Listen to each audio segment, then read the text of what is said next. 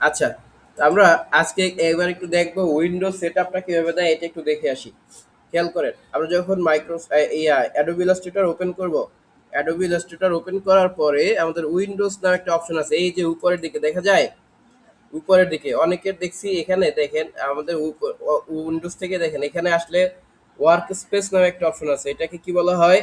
Work space. আমার work space মানে কি? কর্মক্ষেত্র, তাই না? এই আমার এই কাজের জায়গাটা আসলে কেমন হবে সেটা আমি এখান থেকে নির্ধারণ করে দেব।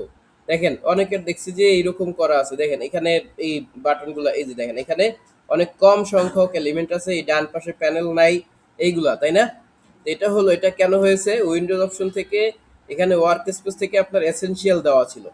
ঠিক আছে, আমাদের দরকার হলো এসেনশিয়াল ক্লাসিক। কোনটা দরকার আমাদের?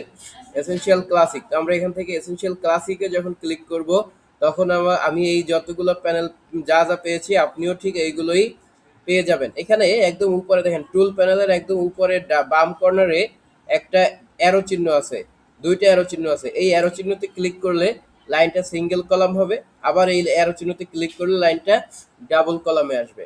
বুঝা গেল? এটা কোনো ম্যাটার না, এখানে সবই সিঙ্গেল কলামে থাকলেও সবই আছে, আবার ডাবল কলামে থাকলেও ওইগুলোই আছে, বাট দুইটা কলামে এখানে দেখা যাবে। বুঝা গেল? এটা যদি আপনাদের দেখা না যায় এটা কোনো সমস্যা না। ওকে।